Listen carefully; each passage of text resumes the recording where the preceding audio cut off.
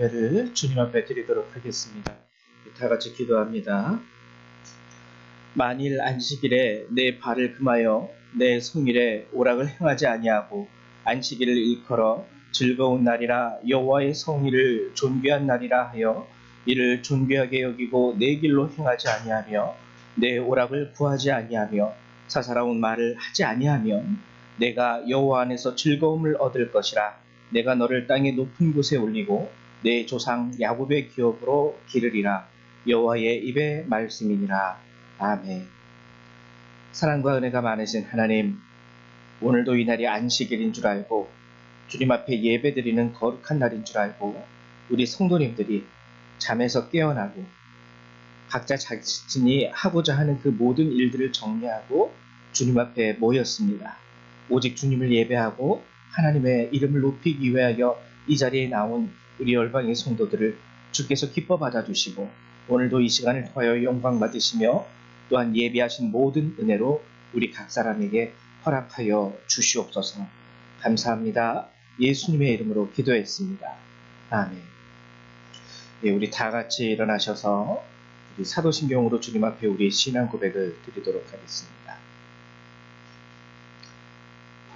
우리 신앙 고백 드립니다. 나는 전능하신 아버지 하나님 천지의 창조주를 믿습니다. 나는 그의 유일하신 아들 우리 주 예수 그리스도를 믿습니다.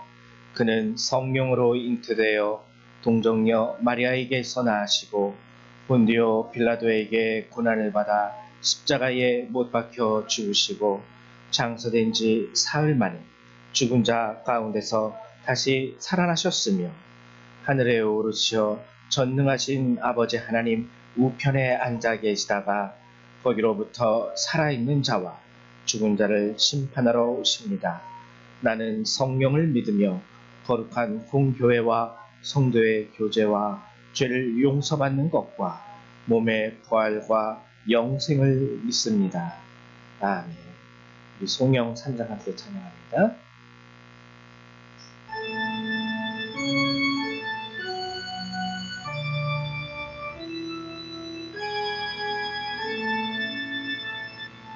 성부 성자와 성령 찬송과 영광 돌려보내세 태초로 지금까지 또 영원 무궁토록 성삼위께 영광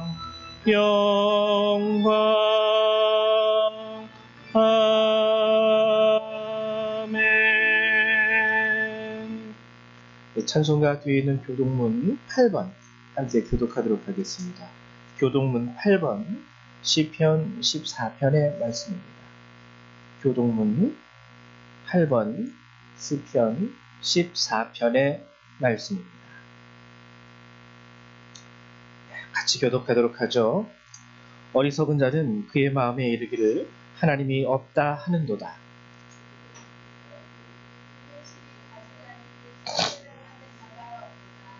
여호와께서 하늘에서 인생을 굽어 살피사 지각이 있어 하나님을 찾는 자가 있는가 보려 하신즉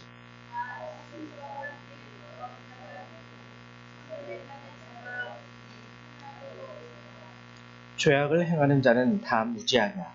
그들이 떡 먹듯이 내 백성을 먹으면서 여호와를 부르지 아니하는도다.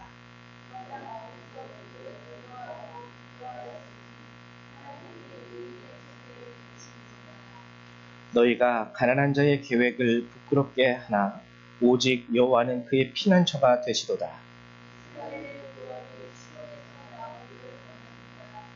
여호와께서 그의 백성을 포로된 곳에서 돌이키실 때에 야곱이 즐거워하고 이스라엘이 기뻐하리로다. 아멘. 네, 앉아주시기 바랍니다. 우리 찬송 한 장 더 찬양하죠. 찬송가 14장 함께 찬송하도록 하겠습니다. 찬송가 14장입니다.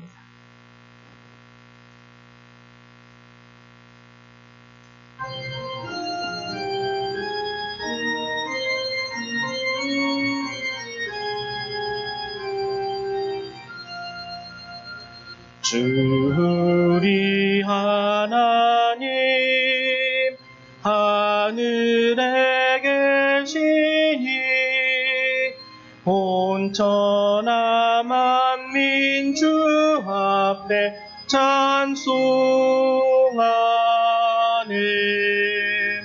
이 천지 만물도 주 앞에 엎드려 그 거룩하신 이름을 높이네.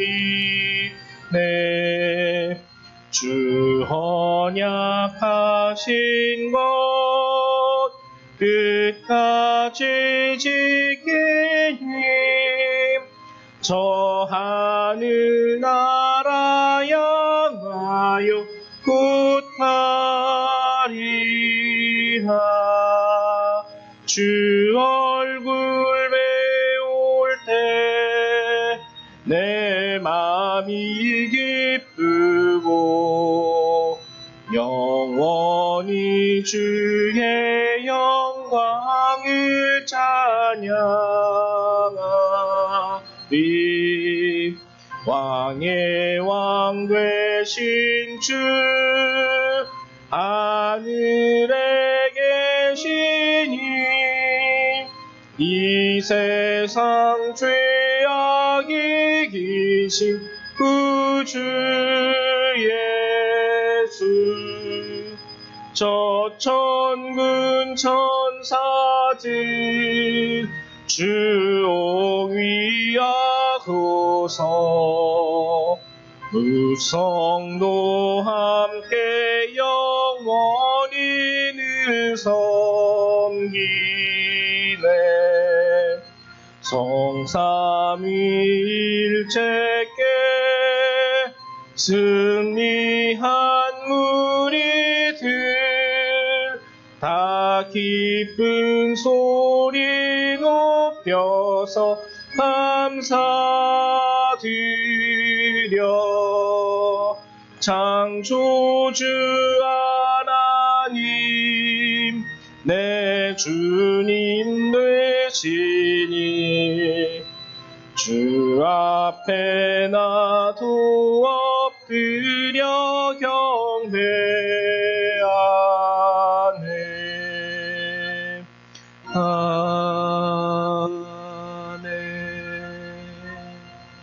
네, 우리 이 시간에는 박덕용 권사님 우리 예배를 위해서 기도해 주시겠습니다.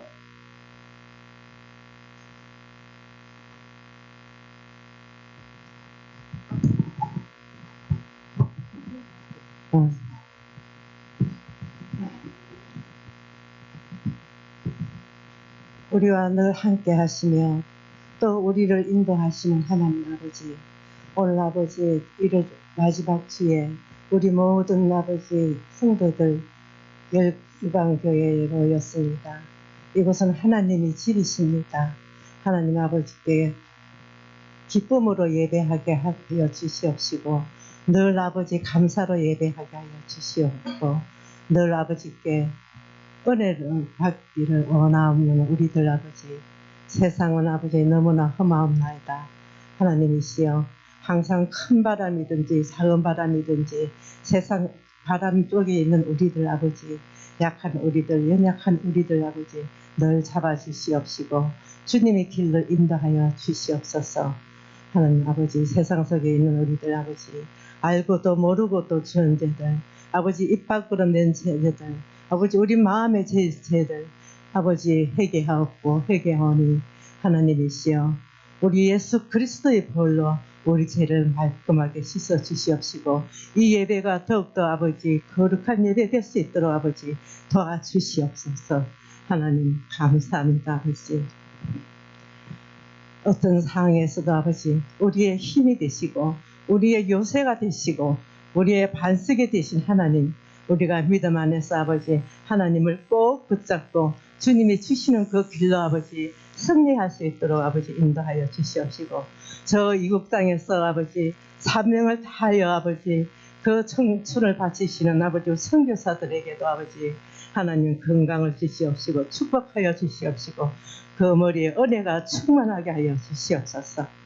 하나님 아버지 열방교회 아버지 하나님 아버지 말씀이 살아있고 또 아버지 장성한 아버지 교회 될 수 있도록 하나님 늘 지켜주시옵시고 제사장이 되시는 우리 아버지 목사님 하나님 말씀으로 설교할 때 아버지 성령으로 충만하게 하여 주시옵시고 강인하게 잡아 주시옵소서. 그 말씀을 듣는 중에 아버지 그 말씀이 우리에게 지혜를 주시고 꿀보다 더 달콤한 양식이 되어서 우리 영혼을 아버지 덮어주시옵기를 원합나이다. 하나님이시여 그리고 우리 어린 아이들 장성할 때까지 또 아버지 하나님 안에서 아버지 장성하게 깨끗하게 아버지 선하게 모든 열매 맺는 아버지 아이가 될 수 있도록 아버지 늘 지켜주시옵시고 그 길이 바른 길로 나갈 수 있도록 아버지 함께 지켜주시옵소서. 모든 말씀 아버지 주님께 감사드리고 아버지의 말씀 속에서 아버지 우리 모든 성도들 아버지 성령으로 감동되게 하여 주시옵시고 또 아버지 몸이 아버지 육신이 아버지 불편한 자들에게도 치유의 아버지 기적을 주시옵시고 마음이 아버지 상한 자들에게는 아버지 기쁨과 즐거움을 아버지 그 마음을 아버지 녹여 주시옵기를 원합나이다. 하나님이시여 오늘도 오지 않는 아버지 우리 아버지 성도 아버지 건강 지켜 주시옵시고 강건하게 아버지 이 시간을 아버지 싸워 이길 수 있도록 아버지 지켜 주시옵소서. 이 모든 말씀 우리의 왕이신 우리 주 예수 그리스도 이름으로 기도드리옵나이다. 아멘. 네, 감사합니다. 오늘 함께 찾아보실 주님의 말씀은 우리 로마서의 말씀 함께 나눠보도록 하겠습니다. 로마서 6장 1절에서 14절의 말씀입니다. 로마서 6장 1절에서 14절의 말씀입니다. 우리 신약성경 247페이지에 있습니다. 신약성경 247페이지에 있습니다. 로마서 6장 1절에서부터 14절까지의 말씀 찾으셨죠? 247페이지 신약성경 247페이지 같이 교독하도록 하죠. 제가 먼저 교독합니다. 그런즉 우리가 무슨 말을 하리요? 은혜를 더하게 하려고 죄에 거하겠느냐?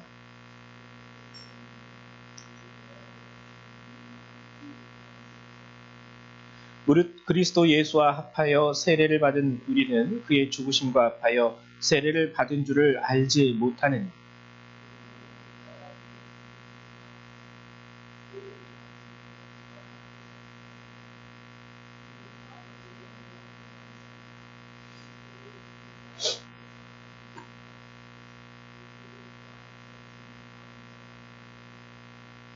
만일 우리가 그의 죽으심과 같은 모양으로 연합한 자가 되었으면 또한 그의 부활과 같은 모양으로 연합한 자도 되리라.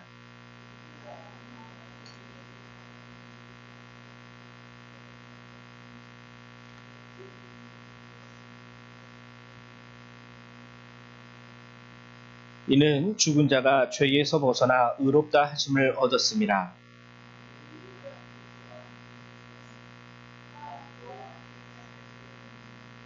이는 그리스도께서 죽은 자 가운데서 살아나셨음에 다시 죽지 아니하시고 사망이 다시 그를 주장하지 못할 줄을 알미로라.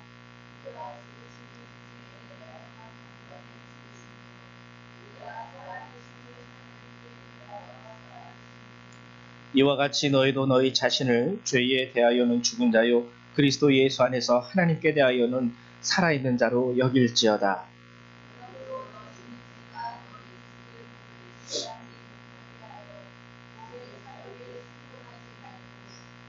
또한 너희 지체를 불의의 무기로 죄에게 내어주지 말고 오직 너희 자신을 죽은 자 가운데서 다시 살아난 자와 같이 하나님께 드리며 너희 지체를 의의 무기로 하나님께 드리라.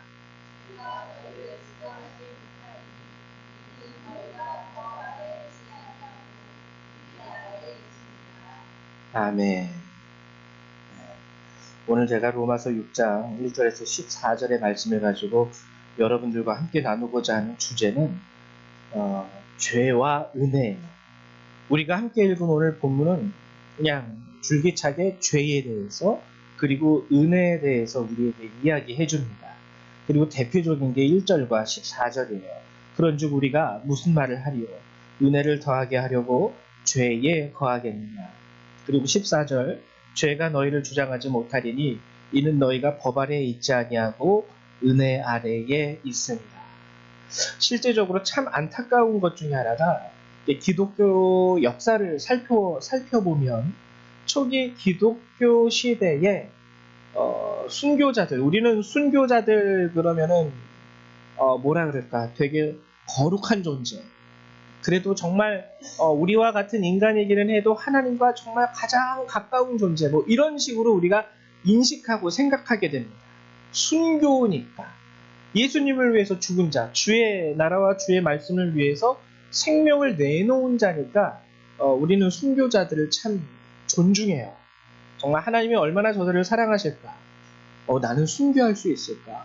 이게 정말 실제적으로 목숨을 내놓는 일이니까. 그래서 우리가 순교자들을 존중하고 그들을 잘은 몰라도 거의 성인의 반열에 그들을 올려놓으면서 우리가 참 좋은 믿음의 선배로 우리가 순교자들을 생각하기는 하지만 실제로 기독교 역사를 보면은요, 좀 이거 하나님이 기뻐하시는 순교의 모습이 맞을까? 라고 생각하는 부분들도 있어요. 왜냐면은 정말 그 기독교 역사를 보면은 그런 경우가 조금 종종 많이 있긴 했습니다. 초기 기독교 역사에. 오늘 바울이 얘기한 것처럼 그런즉 우리가 무슨 말을 하리요? 은혜를 더하려고 죄에 거하겠느냐. 실제로 이 일들이 많이 있었어요. 어떻게 있었냐면 이제 예수를 믿는다는 것 때문에 잡혔어요. 그래서 처형을 눈앞에 두고 있는데 이 사람들 모르겠어요. 왜 그렇게 했는지 물어보질 않았기 때문에 몰랐지만 이 사람들이 처형되기 한 며칠 전부터 굉장히 그 감옥 안에서 방탕한 생활을 합니다. 성적으로도 되게 방탕한 생활을 하고요. 되게 탐욕적인 생활을 해요. 근데 그 이유가 뭐였냐면 하나님께서 우리에게 은혜를 더해 주신다라는 그 사상 때문에. 네. 마지막에 쉽게 말하면은 이게 잘 가다가 마지막에 틀어지는 거예요. 마지막에 그들은 종교적인 투사는 될 수 있습니다. 투사는 될 수 있어도 정말 하나님께서 기뻐하시는 순교자는 될 수 없는 거죠. 이런 일들이 실제로 있었어요. 그래서 바울이 그러한 모습을 보고 죄에 있을 때 하나님의 은혜가 더해진다라는 그 생각 때문에 은혜를 더하기 위하여 죄 안에 거하던 실제적인 신뢰들이요, 순교자들에게도 많이 있었어요. 그러니 일반 기독교인들, 예수를 믿는 사람들에게는 얼마나 더 많이 있었겠습니까? 오늘 본문을 통해서 제가 여러분들하고 함께 나누고자 하는 것은 죄란 무엇인가? 이거 정말 제대로 알아야 돼요. 그리고 정말 은혜란 무엇인가? 그리고 죄와 은혜의 관계는 무엇인가? 죄라는 것은요, 일단 원어로 보면 이건 하마르티아라는 단어예요. 하마르티아라는 단어인데요. 이것은 여러분 양궁 아시죠? 양궁, 화살. 화살 뿅 쏘면은 관역에 딱 갖다 꽂히지 않습니까? 근데 하마르티아라는 단어는 관역에서 벗어났다 이거예요. 우리 보통 윷놀이 할 때도 이렇게 딱 윷을 딱 던졌을 때 법칙을 정하지 않습니까? 그 윷가락이 그 네모 그 바닥 밖으로 나가면 뭐라 그러죠?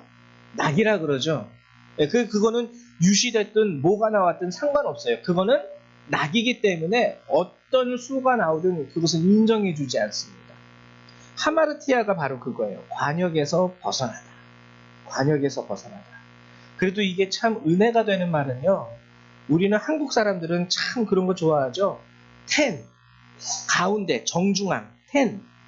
근데 관역에서 벗어난다라는 뜻은 뭐냐면 이 정중앙에서 벗어난다라는 게 아니라 저 맨 끝에 1점을 맞아도 돼요. 근데 그 밖으로 나가면 안 되는 거예요.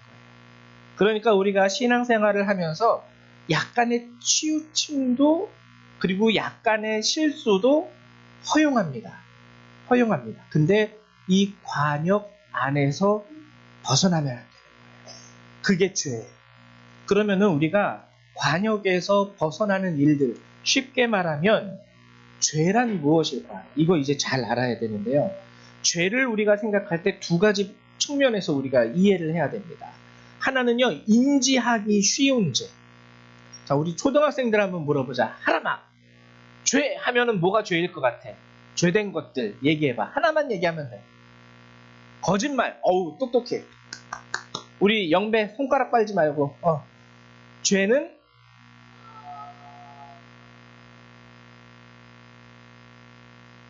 훔치는 거. 그렇지. 성원이. 도둑질. 초등학생들도 잘 알아요. 죄라는 것은 이런 거예요. 근데 여러분, 이 죄는요, 우리가 진짜 우리 초등학생들이 얘기할 수 있을 정도로 인지하기 쉬운 죄들이 있습니다.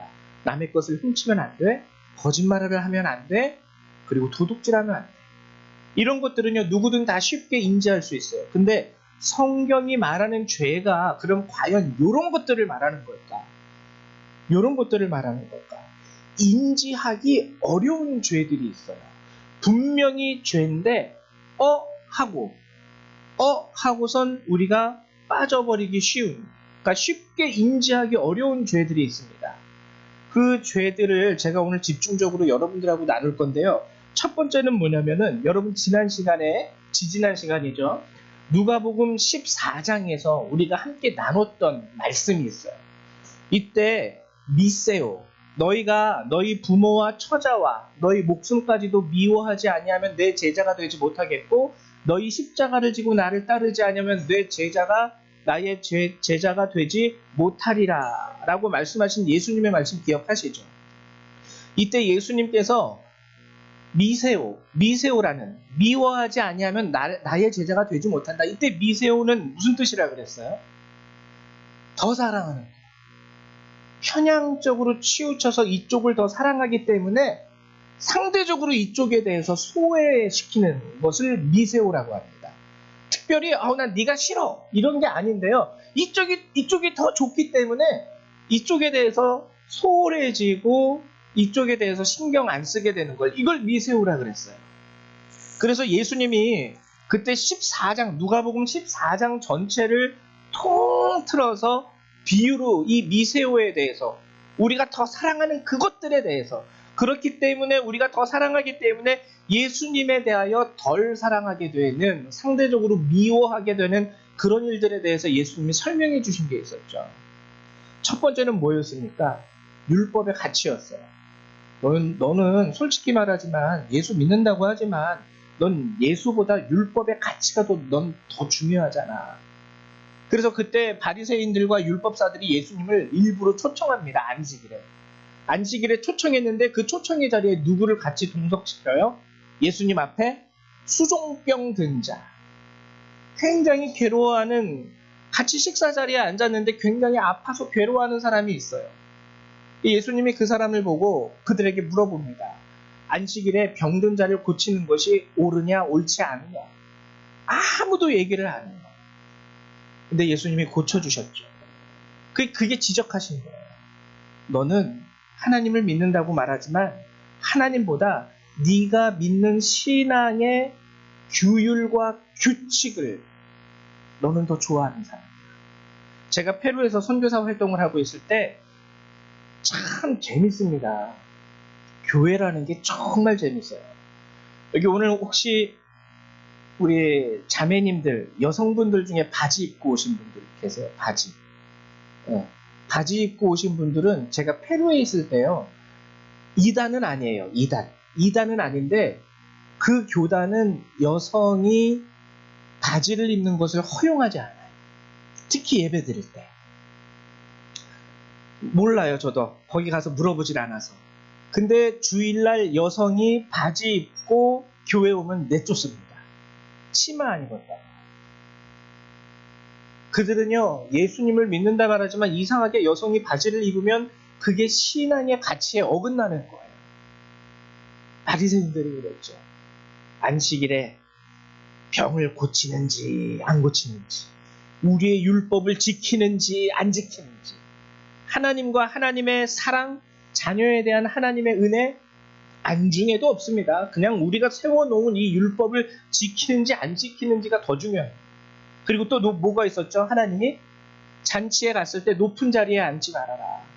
이 자기 사랑이에요. 자기 사랑. 나를 사랑하기 때문에 당연히 나는 높은 자리에 앉아야지. 그리고 또 뭐가 있어요? 잔치를 베풀 때에 너네 뭐 친척이나 이웃이나 부자 또는 영향력 있는 사람들 초청하지 말고 길거리에 소외된 자, 아픈 자, 갇힌 자, 이런 자들을 초청해라. 잔치를 베풀 때 저 사람은 꼭 초청해야 돼. 나한테 영향력을 줄 수 있는, 나한테 이익과 이득을 줄 수 있는 사람들만 초청해서 잔치에 앉히는 것을 주님은 좋아하지 않았습니다. 그리고 또 어떠한 큰 부자가 잔치를 베풀 때 원래 초청하기로 돼 있는 사람들을 초청할 때 그 사람들이 뭐라 그래요? 나는 결혼했으니까 못 가요. 나는 땅을 사서 못 가요. 나는 소를 사서 못 가요. 나는 집을 사서 못 가요. 나는 여행을 가야 되기 때문에 못 가요. 나는 오늘 동호회에서 등산 가야 되기 때문에 못 가고, 나는 오늘 골프 치러 가야 되기 때문에 못 갑니다. 주님이 뭐라 그러세요? 너희는 너희를 위하여 예정된 잔치에 참여할 수 없을 것이다. 앞으로 영원히. 이게 뭐예요? 내가 누려야 되는 것들, 내가 가진 것들, 내가 누릴 것들, 나의 권리들, 나의 재미, 이런 것들을 더 사랑하는 자들은 주님의 나라에 들어갈 수 없다라고 말씀하신 거예요. 근데 여러분, 하나 그냥 객관적으로 한번 살펴보면은요, 그러면은 집 산 게 죄일까요? 집? 아니요. 집이 왜 죄예요? 우리 사는데 집이 필요합니다. 뭘 가졌다고, 만약에 요번에 자동차를 하나 새로 뽑아가지고 새 차가 생겼어요. 그럼 그게 죄일까요? 아니에요. 그러니까 이런 것들은요, 우리가 깜빡하면 죄가 아닌 것처럼 여겨지는 것들이에요. 죄가 아닌 것처럼 여겨지는 것들. 부모 있는 게 죄입니까? 처자가 있다라는 게 죄입니까? 형제와 자매가 있다라는 게 죄예요? 내가 내 목숨을 가지고 살아가고 있다라는 것이 죄입니까? 근데 가만히 보면 미세요. 주님보다 여기가 더 소중해. 그래서 이것들은 한눈에 아까 얘기했던 도둑질이나 거짓말이나 사기치는 것보다 한눈에 볼 때 죄로 인지하기 어려운 것들이에요. 죄로 인지하기 어려운 것들. 그리고 우리는 깨어 있어야 되죠. 내가 집을 가지고 있지만 이 집을 가지고 이렇게 행동했을 때 이것은 죄가 될 수 있겠구나 라는 것을 우리는 생각할 수 있어야 된다는 거예요. 이거에 대한 대표적인 사람이 누구냐면요, 호세아 선지자의 아내였던 고멜입니다. 제가 호세아서를 잠깐 읽어드릴게요. 2장 5절에서 8절인데 우리는 고멜 하면은 되게 좀 음란한 여인, 호세아의 아내 고멜 하면은 아주 그냥 죄악에 찌든 음란한 여인, 이렇게 알고 있는데, 그것도 맞지만 성경이 하나님께서 호세아 선지자에게 가서 음란한 여인 고멜과 결혼해라 그래요. 근데 음란한 여인이라는 그 한마디 기록 때문에 우리는 고멜에 대해서 생각할 때 그의 음란한 것만 생각합니다. 그래서 고멜을 죄된 여인으로 생각해요. 이 음란이라는 한 단어 안에서만. 근데 호세아서 2장 5절에서 8절에 보면은 이런 말씀이 있어요. 나는 나를 사랑하는 자들을 따르리니 그들이 내 떡과 내 물과 내 양털과 내 삶과 내 기름과 내 술들을 내게 준다 하였습니다. 단순히 음란한 것만이 이 고멜의 특징이 아니었습니다. 저기서 떡 준대? 그럼 글로 가야지. 저기서 물 준대? 그러면 빨리 가야지. 양털을 준대? 그걸로 이불 만들어서 덮으면 되겠다. 삶을 준대? 그 삶 가지고 우리가 옷을 지어 입자. 여기 기름 준대? 그거 가지고 음식 만들자. 여기서 술을 준대. 그 술 가지고 우리 가족끼리 잔치를 벌이자. 여기서 나오는 하나하나의 개념, 떡, 꼭 필요한 거죠. 이거 양식이니까. 물, 없으면 죽습니다. 양털, 필요해요. 의식주에 필요한 거예요. 삶, 이건 옷감이거든요. 기름, 술, 여기서 말하는 술을 꼭 이게 알코올로만 생각하지 마시고요. 가족들과 함께 누릴 수 있는 뭐 그런 거. 하나하나 살펴보면 이것들이 죄가 아니에요. 근데 그것을 준다고 하니까 남편이 있음에도 불구하고 그것을 주겠다고 하는 그 자들을 따라가는 거예요. 보면은 남편이 있음에도 불구하고. 그래서 하나님이 뭐라 그러십니까? 6절에 보면 그러므로 내가 가시로 그 길을 막으며 담을 쌓아 그로 그 길을 찾지 못하게 하리니 그가 그 사랑하는 자를 따라갈지라도 미치지 못하며 그들을 찾을지라도 만나지 못할 것이라. 그제야 그가 이르기를 내가 본 남편에게로 돌아가리니 그때의 내 형편이 지금보다 나았음이라 하리라. 곡식과 새 포도주와 기름은 내가 그에게 준 것이요 그들이 바알을 위하여 쓴 은과 금도 내가 그에게 더하여 준 것이거늘 그가 알지 못하도다. 하나님이 한탄하시는 거 아니에요. 그리고 결국에는 주님이 아주 단언합니다. 따라가? 그래 따라가 봐. 따라갈지라도 미치지 못하며 그들을 찾아? 그래 찾아봐. 찾을지라도 만나지 못할 것이라. 인생을 살다 보면은 정말 힘들게 뼈 빠지게 일했는데 막상 보면은 손에 남는 거는 아무것도 없다라고 느껴지는 때 있지 않습니까? 그때는 한번 돌아봐야 돼요. 내가 혹시 고멜처럼 내 남편 되신 주님을 떠나서 내게 떡을 준다고 하는 그것들, 이렇게 하면 너 떡을 얻을 수 있어, 저렇게 하면 너 물을 얻을 수 있어, 양털과 삶과 기름과 술들을 얻을 수 있어 하는 그것들을 내가 따라서 살지는 않았는지, 거기에 정신 팔리고 거기에 내 삶이 치우쳐서 정말 내게 은혜와 복을 내려주시는 그 하나님 은혜의 자리를 내가 떠난 것은 아닌지 한번 생각해 볼 수 있어야 된다는 거예요. 어쩌면 우리 중에 고멜이 있을 수 있어요. 고멜. 내가 음란한 건 아니지만 하나님을 믿는다 말하면서도 떡을 주는 사람을 찾습니다. 물을 준다는 그 일들을 찾아요. 양털과 삶과 기름을 얻을 수 있는 그것들의 모든 마음과 생각을 빼앗겨버린 그 상태, 이게 고멜인 거예요. 그리고 그 당시 고멜은 이스라엘 전체의 상태였습니다. 여러분, 우리가 이걸 잘 깨달아야 돼요. 열심히 주식 공부하려고 그렇게 열 올리지 마시고요. 여기 가서 부족 쓰고 저기 가서 굿하면 재물에 복이 들어온대 라는 거에 치우치지 마세요. 주님이 말씀하세요. 너가 바알들에게 준 은과 금도 내가 너에게 주었던 건데 왜 허투루 씁니까? 그리고 또 인지하기 어려운 죄의 또 다른 한 가지 측면이 있는데 그게 뭐냐면 의로움이에요. 의로움, 자기의. 그 대표적인 게 욥기 40장 8절에 나오는데, 욥기 40장 8절에서 하나님이 이런 말씀을 하세요. 무슨 말씀을 하시냐면 내가 내 공의를 부인하려느냐? 너의 의를 세우려고 나를 악하다 하겠느냐? 너의 의를 세우려고 나를 악하다 하겠느냐?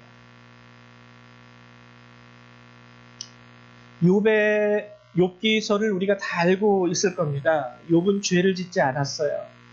욥은 성경에서 주님이 인정하시는 의인이었는데 하나님이 그에게 고난을 허락하시죠. 그의 고난을 보고 그를 위로하기 위하여 욥의 세 친구가 그를 찾아옵니다. 근데 처음에 위로하려던 마음이 점점 바뀌어요.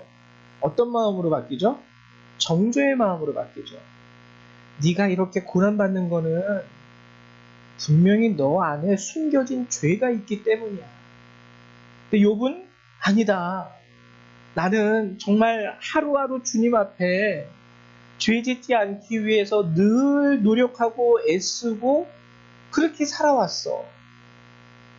그래서 자기 의를 가지고 욥의 세 친구도 욥을 정죄하고 판단합니다. 그리고 욥도 나중에는요, 은연중에 나는 정직하게 살았는데, 나는 공의롭게 살았는데 왜 하나님이 나에게 이러한 일들을 허락하시는지 내가 알지 못하겠노라. 이거는 뭐냐면은요, 나는 틀리지 않았어. 나는 올바르게 행했는데 지금 주님이 문제가 있는 거야. 하나님이 공의롭지 못해 지금. 나는 올바르게 행동하고 하나님이 하라는 거 뭐든지 다 했고 온전한 믿음으로 하나님 앞에 섰는데 주님이 그러한 나에게 합당한 대우를 하고 있지 않아 라고 얘기하는 거죠. 욥도 자신의 의를 내세우면서 그 의에 합당한 하나님의 대우와 보상을 바라고 있는 거예요. 이 자기의가요, 은근히 무서운 거예요. 거짓말이라는 건 우리가 나쁜 것을 인지하기 때문에 안 합니다. 돌이킬 수 있고요, 회개할 수 있는데 자기 의에 빠진 사람들은 돌이키기가 너무 힘들어요. 왜냐하면 그게 의로운 것이라는 포장지로 포장되어 있기 때문에. 그래서 자칫 잘못하면 심지어는 오늘 하나님이 말씀하신 것처럼 네가 너의 의를 세우려고 나를 악하다 하겠느냐? 나의 공의를, 나의 의로움을 네가 부인하겠느냐? 하나님이 이렇게 말씀하신 거예요. 이 말씀은 욥에게 하신 말씀입니다. 욥에게. 자기 의도요, 죄예요. 관역에서 벗어난 죄. 오늘 본문에 보면은 이 모든 것들을 뭐라고 설명하고 있냐면 12절에 이렇게 설명하고 있습니다. 그러므로 너희는 죄가 너희 죽을 몸을 지배하지 못하게 하여 몸의 사욕에 순종하지 말고. 여러분, 자기 의도요, 몸의 사욕이에요. 몸의 사욕. 내가 가진 것들과 나의 권리와 내가 누릴 수 있는 그런 것들, 내 주위에 있는 그 영향력 있는 소중한 사람들을 아끼는 것도 결국에는 하나님 보시기에는 몸의 사욕에 순종하는 일들입니다. 몸의 사욕에 순종하는 일. 하나님은요, 이것들을 금하신 거예요. 금하신 거예요. 이 모든 것은 몸의 사욕을 따르는 자세다. 삶의 이익을 따라 살지 말고 의로워 보이지만 기준에서 어긋나면 안 된다는 그 생각. 내가 의롭게 행했으니 하나님 당연히 나에게 축복을 내려줘야 된다는 그 생각조차 너는 버릴 수 있어야 돼. 왜? 성경은 얘기하죠. 의인은 없나니 하나도 없다. 그냥 내가 세운 나의 의 가운데 나를 갖다 맞추고 하나님을 갖다 껴 맞추려는 것뿐이지 결국 자기 의도요, 죄인 거예요. 내가 스스로 나를 의롭다고 인정하는 것이기 때문에. 그러면 성경에 나오는 죄의 결과는 무엇일까요? 이것을 알기 위해 우리가 알아야 되는 것은 뭐냐면은 오늘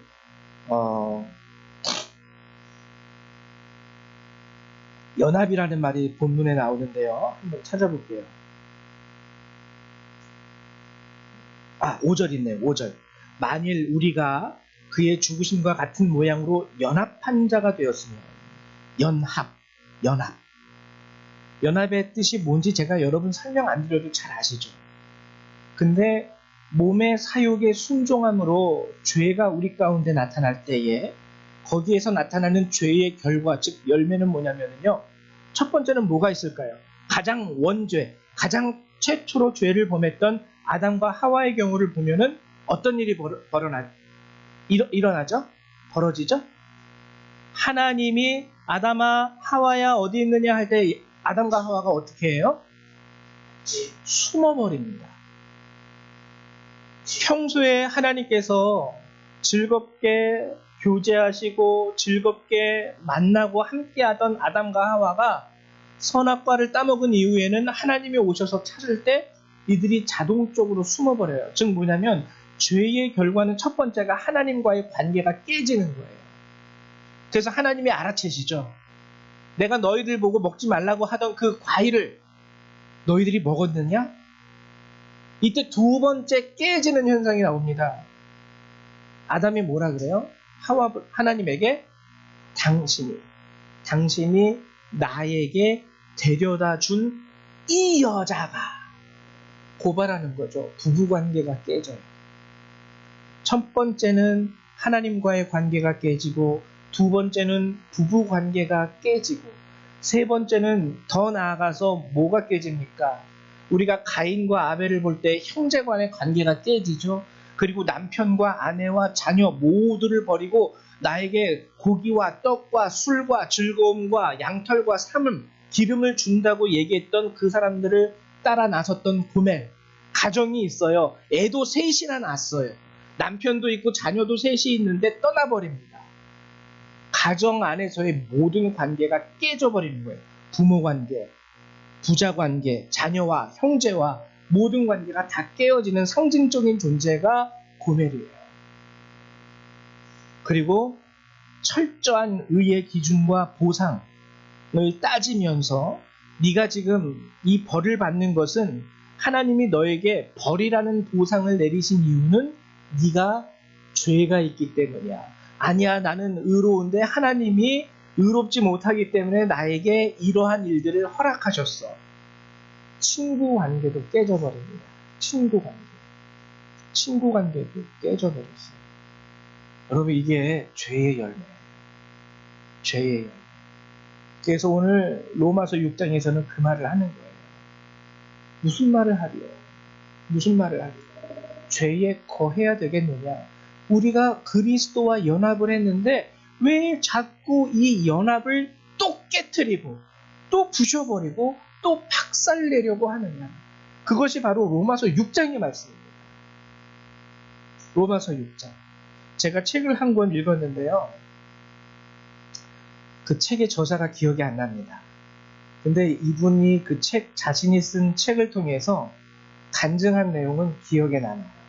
뭘 간증했냐면, 대학교 다닐 때에 자기가 뿅 하고 한눈에 빠진 여성이 있었는데, 이 목사님은 미국 사람이에요. 근데 이 여성은 갓 독일에서 미국으로 유학 온 학생이었대요. 그러니까 독일 여자예요. 그래서 뿅 하고, 와, 이쁘다, 아름답다. 저 여자랑 말 한번 걸어보면 좋겠다. 차 한잔 마셔보면 좋겠다 했는데 영어를 하나도 못하더래요. 그래서 이 목사님이 이 여성과 한 번이라도 차를 마시면서 대화를 하기 위해서 본인이 독일어를 힘써서 배워요. 그거 한다고 누가 상 주는 것도 아닙니다. 그거 한다고 해서 누가 칭찬하는 것도 아니고요. 그 당시에 대학생이니까 대학생들은 자기 학과별 공부가 있지 않겠습니까? 자기가 공부하는 것과는 전혀 관계없는 독일어를 열심히 했대요. 왜? 오직 한 가지. 그 여성과 대화하고 싶어서. 그래서 독일어를 하게 되므로 그 여성과 한 발 가까워진 거예요. 가까워진 거예요. 여러분, 여기서 보상은 무엇입니까? 여성과의 관계가 가까워졌다라는 거예요. 여성과의 관계가 가까워진다고 해서 그 여자로부터 떡이 나오는 것도 아니고 금이 나오는 것도 아닙니다. 받는 것은 아무것도 없어요. 근데 그 여성과 한마디 더 할 수 있다라는 이 관계의 진전 자체가 보상이 되기 때문에 열심히 독일어를 했다라는 거예요. 여러분, 은혜는 바로 이거예요. 은혜는 깨어진 관계의 회복 자체가 보상이 됩니다. 그래서 그리스도 예수와 연합함으로 말미암아 우리는 또 누구와 연합하게 되는 거예요? 하나님과 연합하게 되는 거예요. 이미 원죄 이후로 깨어진 하나님과의 관계가 회복이 돼요. 그래서 정말 주님을 사랑하는 사람은요, 내가 이제 주님을 알게 되었고 하나님이 내 이름을 아신다라는 그 사실 자체가 보상이 되기 때문에 거기에서 더 요구할 게 없는 거예요. 주님이 나를 아시는 거예요. 이제. 그리고 내가 주님의 아내가 되었고 주님이 나의 신랑이 되었는 거예요. 그래서 오늘 성경이 말하는 것 아주 중요한 개념 중에 하나입니다. 14절. 죄가 너희를 주장하지 못하리니 이는 너희가 법 아래 있지 아니하고 은혜 아래 있습니다. 그래서 법 아래 있을 때 우리는 쉽게 죄를 범합니다. 죄는 법 아래에서 발생하게 되는 거예요. 은혜라는 것은 법의 수호가 아니라 관계의 회복을 추구하는 게 은혜입니다. 아까 말씀드렸듯이 관계의 회복 자체가 보상이 되기 때문에 다른 보상을 구하지 않는 거예요. 관계가 회복됨으로 자연스럽게 말씀을 따라 살아가는 삶입니다.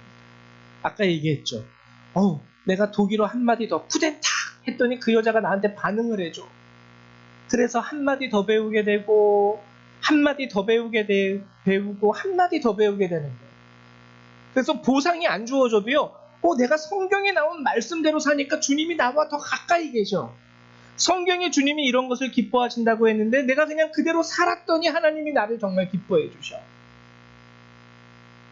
그게 보상이 되는 거예요. 하나님, 내가 말씀대로 살았는데 적어도 내 통장에 1,000만 원은 넣어 주셔야죠. 이런 보상이 필요 없다라는 거예요. 주님이 나와 가까워졌으니까. 여러분, 신앙생활하는 것에 있어서 이것을 우리가 정말 깊이 깨달아야 됩니다. 세상이 말하는 법, 또 세상이 말하는 가치, 그리고 성경에 나오는 심지어는 은사와 축복도 목적이 되어서는 안 돼요. 참 안타까운 게 우리 교회는 좀 작아서 제가 우리 친구들한테는 좀 미안한데, 큰 교회 같은 경우에 조금 규모 있는 교회들은 겨울 성경학교, 여름 성경학교 수련회를 아주 좀 규모 있게 크게 하죠. 그렇게 해서 기도도 하고 말씀에도 집중하고 하다 보면은 그곳에 참석했던 아이들 중에 몇 명은 은사를 갖게 되기도 하고 영적인 경험을 체험하게 되기도 합니다. 저도 그랬어요. 처음 예수님께 기도하고 만났을 때 방언도 받아봤고요. 그리고 환상을 본 적도 있습니다. 꿈을 꾼 적도 있어요. 근데 안타까운 거는 뭐냐면, 그래서 이런 것들을 쉽게 말하면 하나의 간증거리로 간증할 때 환상을 보지 못했던 대부분의 친구들은요, 다 좌절해요. 좌절해요. 그리고 목적이 뭐가 되냐면, 다음 수련회 때는 내가 방언을 받으리라. 다음 수련회 때는 내가 환상을 보리라. 다음 수련회 때는 내가 은사를 받으리라. 목적이 바뀐 거죠. 주님이 아니에요, 더 이상. 주님이 그거 안 주시면 토라집니다. 주님이 그거 안 주시면 그냥 거기서 굉장히 상심합니다. 낙심합니다. 얼굴 돌려요. 내 자체가 너에게 만족이 되지 않니? 엄마 안 돼요. 엄마가 나한테 100만 원 안 주면 다시는 나 볼 생각하지 말아요. 여러분, 이러면 되겠어요? 안 되잖아요. 아들이 오랜만에 찾아왔는데 엄마가 100만 원 안 준다고 토라져고 가지고 가버렸어요. 딸이 오랜만에 왔는데 엄마 앞으로 있는 그 땅 내 이름으로 바꿔주세요 안 한다고 토라져서 돌아가 버렸어요. 아니라는 거예요. 오직 우리의 신앙생활 가운데 아까 말씀드렸어요. 하마르티아, 관역에서 벗어나면 안 되는 거예요. 이 관역은요, 정중앙에 못 맞춰도 됩니다. 쐈는데 1점 맞춰도 되는 거예요. 이거는 올림픽 금메달 따러 나간 것이 아니기 때문에 1점이든 2점이든 3점이든 상관없습니다. 관역에서 벗어나지 않으면 돼요. 이 관역은 뭐냐? 주님이에요. 주님. 그리고 그분이 주신 말씀이에요. 어떤 사람들은 도둑질하는 것으로 관역에서 벗어나기도 합니다. 하나님의 말씀에서 벗어나는 거죠. 어떤 사람들은 자기의에 너무 치우쳐가지고 하나님의 말씀과 주님으로부터 벗어나요. 근데 어떤 사람들은 이게 제일 안타까운 거죠. 너무 은사와 축복에 치우쳐요. 내가 이렇게 기도하면 하나님의 은사 주실 줄 알았는데, 내가 저렇게 목이 터져라 기도하면은 하나님이 나한테 축복을 주실 줄 알았는데, 아닌 거예요. 그것도 아닌 거예요. 아닌 거예요. 은혜라는 것은 온전히 주님과 연합하는 거예요. 왜 주님과 연합하는데 꼭 돈 1,000만 원이 필요하고, 왜 주님과 연합하는데 거기서 주님 나에게 신유의 은사를 주십시오가 왜 필요합니까? 아니야, 그거 은사 없어도 너 나랑 연합할 수 있어. 그쵸? 더 쉬운 길이 있는 거예요. 여러분들에게 부탁드리고 싶은 것이 바로 이거예요. 제가 그 페루에 있을 때 선교사로 있었을 때 한인교회는 부흥이 잘 된다고 말씀드렸죠. 그래도 한인교회는 왜 부흥이 잘 되냐면 예수 안 믿어도요. 일단 외국이니까 한국 사람들이 모이는 곳을 찾아가요. 교회 한 번 안 나와셨던 분들도 외국으로 이민 가면은 제일 먼저 찾아가는 데가 교회입니다. 왜? 거기서 도움을 얻을 수 있기 때문에. 여기서 뭐 비자 신청할 때는 어떻게 해야 돼요? 그러면 교회 분들이 또 얼마나 친절합니까? 다 알려줘요. 그리고 무슨 사업을 하려고 하는데 사업을 어떻게 하면 될까요? 그러면 또 교인들이 착해가지고요. 다 알려주고 도와주고 심지어는 돈도 구워줘요. 근데 주님이 목적이 돼서 오시지 않았기 때문에 그분들 중에 어떤 분들은 크게 사고치고 교회를 떠납니다. 도망치듯이. 교인들로부터. 한 사람들로부터 뭐 1,000만 원, 2,000만 원, 몇 천만 원씩 빌렸다가 어느 순간 전화기 버리고 잠적해버리고. 교인이 교회를 어떠한 자기 삶의 성공의 기반으로 인식해서는 안 돼요. 목회자도 교인을 교회 유지를 위한 재원으로 인식하면 큰일 납니다. 아, 적어도 우리 교회 한 50명은 있어야지 이렇게 헌금이 얼마 들어오고 그래야지 우리 월세도 내고. 그게 현실적이긴 한데 현실적이긴 한 것이지만 목회자가 거기 빠지면은요 벌써 하마르티아 관역에서 벗어난 거예요. 그 교회는 성도들도 똑같아요. 뭔가 다른 목적을 가지고 거기서 저 사람들하고 내가 이렇게 해가지고 사업을 어쩌고 저쩌고. 제가 저기 페루에 있을 때 한인교회에서 그랬던 것처럼 벌써 하마르티아 되고 관역에서 벗어난 화살이 됩니다. 여러분들의 신앙생활 이제 2025년도 이제 1월의 마지막 주일입니다.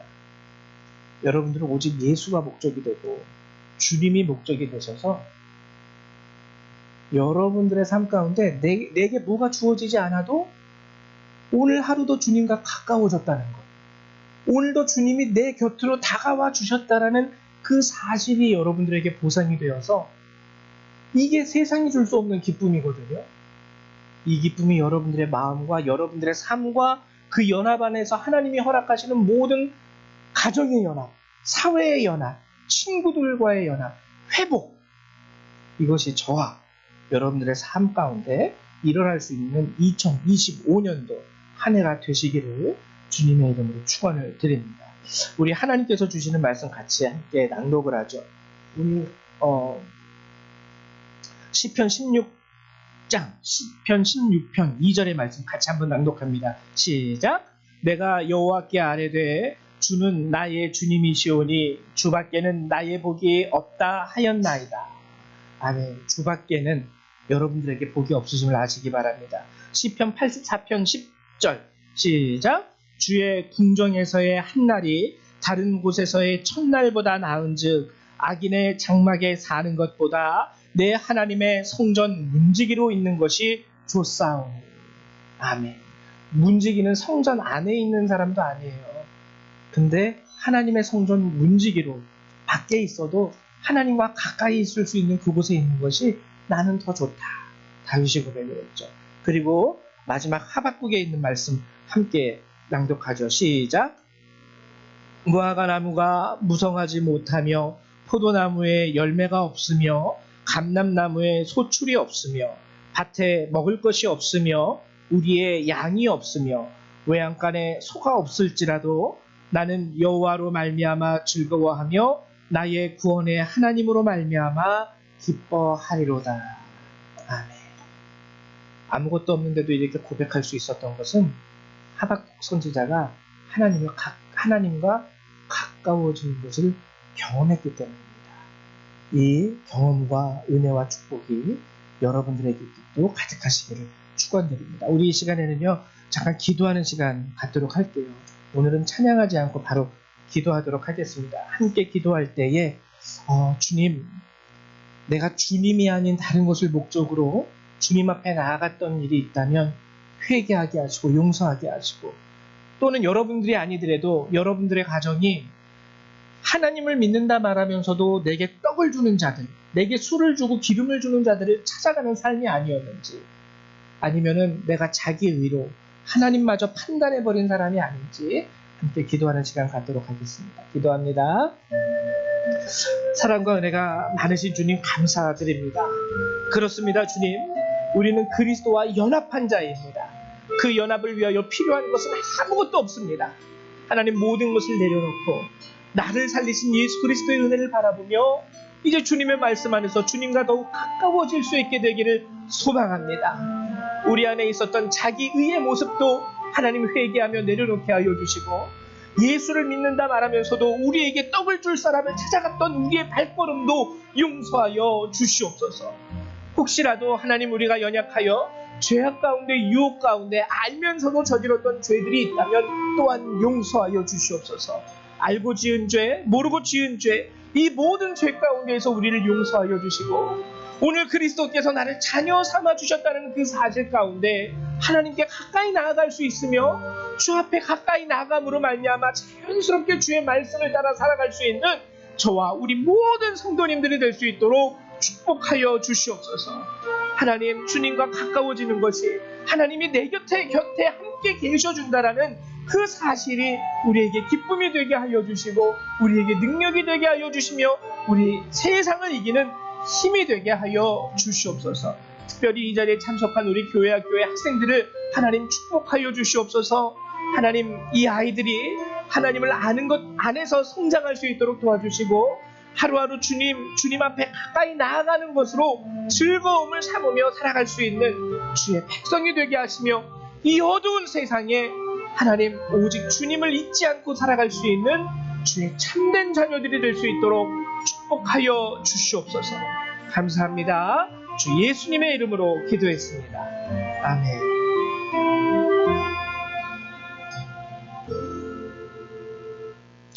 네, 우리 이 시간에는 찬송가 290장 함께 찬양하시면서 준비하신 예물을 하나님 앞에 드리도록 하겠습니다. 찬송가 290장입니다.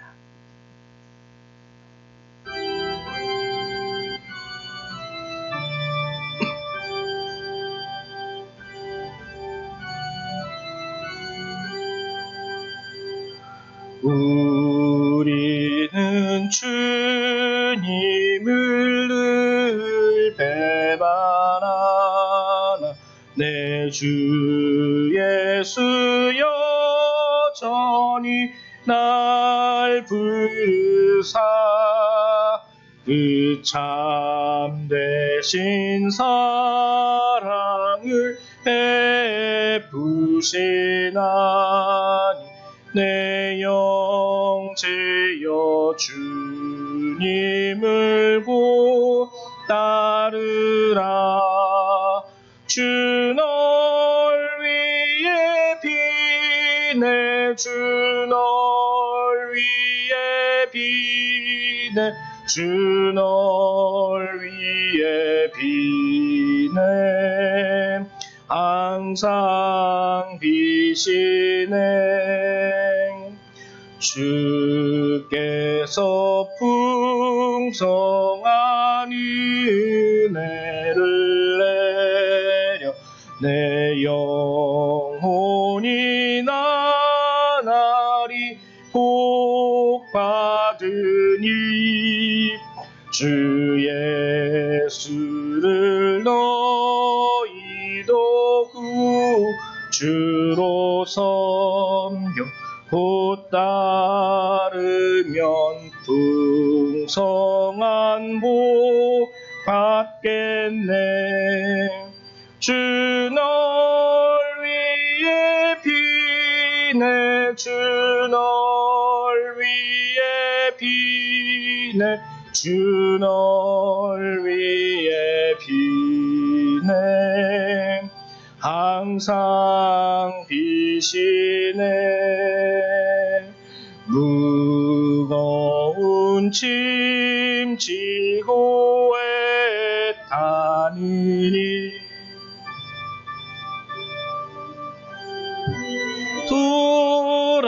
돌아와고 쉬어라. 내 주 예수 너희를 돌보실 때에 참 복락과 위가 넘치겠네. 주 널 위해 비네. 주 널 위해 비네. 주 널 위해 비네. 항상 비시네. 아멘. 드리신 예물 위해서 한번 기도합니다. 사랑과 은혜의 주님, 오늘도 귀한 말씀으로 우리에게 찾아와 주시고 정말 우리에게 주님 앞에 가까이 나아갈 때 하나님 정말 우리에게 요구되어지는 것이 아무것도 없고 우리에게 필요한 것이 아무것도 없음을 알게 하시고 깨닫게 하심을 감사드립니다. 그러나 우리의 마음이 죄악으로 치우쳐 자기의에 빠지고 세상에서의 풍요로움을 쫓다 보니 하나님 우리 스스로가 우리와 가까이 계신 하나님을 바라보지 못하고 하나님 죄에 빠지는 경우를 돌아보게 됩니다. 우리를 용서하여 주시옵소서. 오늘도 우리 성도님들 주의 말씀과 은혜와 그 사랑에 감사하는 마음으로 주님 말씀하신 11조와 감사의 예물을 구별하여 주님 앞에 내어드립니다. 이 예물들을 주께서 귀하게 받아주시고 하나님 이 예물을 통하여 또한 하나님께서 원하시는 곳에 온전히 쓰임받게 하시며 하나님의 나라가 확장되어질 수 있도록 도와주시옵소서. 감사합니다. 예수님의 이름으로 기도했습니다. 아멘. 네, 감사드립니다. 교회 소식을 알려드리도록 하겠습니다. 지금 가장 먼저 여러분들에게 말씀드리고 싶은 것은 교회학교 겨울 성경학교가 진행 중입니다. 다른 교회들은 2박 3일, 3박 4일 이렇게 한 번에 딱 몰아서 하는데요. 저희는 어제 토요일이었죠. 어제와 그리고 이제 돌아오는 토요일 이렇게 이틀을 나눠서 하게 됩니다. 그래서 어제 어린아이들하고요 같이 이제 함께 모여서 즐거운 시간도 같이 나누고 또 눈썰매장도 갔다 와봤는데 좋기는 했는데 날이 따뜻해서 눈이 그냥 다 녹아버렸어요. 예, 다음 주 요번 돌아오는 토요일은 우리가 교회 안에서 함께 기도하고 예배드리고 찬양하는 그런 시간을 갖게 될 거예요. 여러분들이 우리 아이들을 위해서 기도해 주시고요. 정말 이 아이들이 앞으로 이 땅에 희망이 되는 아이들이에요. 하나님께서 우리에게 주셨던 그 신앙이 우리 아이들에게 흘러 들어갈 수 있고 이들이 이 어두운 세상은 점점 어두워져 갑니다. 그러나 작은 빛이라고 해도요 어둠은 절대로 빛을 감출 수가 없어요. 그래서 이 아이들이 빛이 될 수 있도록 여러분들이 함께 또 우리 인도하시는 우리 홍승환 사모님 그리고 도우시는 우리 집사님들 위해서도 함께 기도해 주시기를 부탁드립니다. 그리고 이제 구정 연휴가 시작이 되었습니다. 어제부터 여러분들이 혹시 이렇게 가족과 친지들을 만나게 되시면은 정말 그 시간이 은혜의 통로가 되는 시간이 되셨으면 좋겠어요. 되도록이면 정치 얘기 같은 걸로 빠져서 싸우지 마시고 여러분들을 통해서 하나님의 은혜가 모인 가족들에게 이렇게 자연스럽게 나갈 수 있게 여러분들이 또 기도로 준비하십시오. 이게 가장 최고의 전도예요. 그리고 명절 주간에는 저녁 기도회를 하지 않습니다. 그래서 이번 주간은 저녁 기도회가 없고요. 수요 예배와 토요일 속회는 진행이 됩니다. 우리 권사님 속 이름을 정했습니다. 권사님 속은 사랑속. 그래서 토요일 우리 사랑속 6시에 여기에서 모임이 있고요. 우리 집사님 속은 드보라 정했어요. 네, 드보라로 정했습니다. 그리고 그래서 속회 있으니까 잊지 마시고 나오시면 되고요. 2월 9일 돌아오는 주일 말고 그 다음 주 2월 9일은 저희 열방교회 창립 기념주일입니다. 솔직히 지금까지 창립 기념주일을 별로 안 지켰어요. 이게 좀 그럴 만한 여력도 없었고 우리 성도님들도 좀 힘들고 어렵고 그래서 지키지 않았는데 이제 2020년도부터 저희가 감리교회 허입이 된 날을 따져보니까 20, 21, 22, 23, 24 이제 요번이 이제 6회가 되는데 만 5년이에요. 만 5주년. 그래가지고 그래도 하나님께서 우리가 열방이라는 이름으로 한 가족이 되게 하셨는데 이러한 감사한 마음을 담아서 창립기념주일을 지켜야 되겠다. 그리고 2월 9일을 그래서 창립기념주일인 겸 동시에 여선교회 헌신예배로 2월 9일을 드리려고 합니다. 그래서 여선교회는 사회자, 그리고 그 성경 봉독자 다 이렇게 좀 세우셔서 2월 9일 전주에 한 주 전에 저에게 알려주시면 제가 주보를 만들 때 용이합니다. 그렇게 해주시기를 부탁드립니다. 그리고 홍춘아 권사님 2월 9일 날 대표기도 2월 2일 날 대표기도세요. 2월 2일 날. 그 외에 다른 사항은 여러분들이 주보를 참조해 주시기 바라고 오늘 예배 후에 애찬이 있습니다. 우리 다 같이 일어나셔서 찬송일장 함께 찬양하시고요. 축도로 예배를 마치도록 할게요.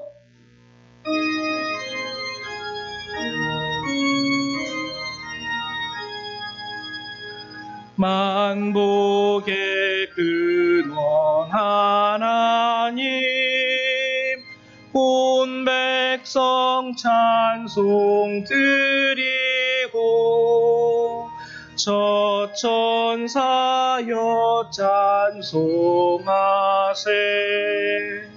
찬송 성부 성자 성령 아멘. 사랑과 은혜가 많으신 주님, 늘 항상 우리에게 이 귀한 말씀으로 우리의 발걸음을 인도하시고 우리의 삶을 이끄시는 주님을 찬양하며 감사드립니다. 하나님, 오늘도 우리 성도님들 이 죄와 은혜에 대한 주의 말씀을 듣고 하나님 이제 삶의 자리로 파송을 받습니다. 도와주셔서 저들에게 혹시 알게 모르게 짓고 있는 죄의 모습들이 있다면 이 시간으로 그 모든 죄의 모습에서 떠나게 하여 주시고 하나님의 은혜 안에 온전히 거할 수 있도록 도와주시며 그 은혜 안에서 하나님과 가까워지는 삶의 기쁨을 경험하게 하여 주시옵소서. 이 예배를 마치고 돌아가는 모든 그리스도의 백성들, 그들의 삶과 머리 위에 하나님의 은혜와 예수 그리스도의 사랑과 성령의 능력이 늘 항상 함께하여 주시기를 성부 성자 성령 하나님의 이름으로 간절히 축원하옵나이다. 아멘. 할렐루야, 감사합니다. 예배를 마치도록 하겠습니다.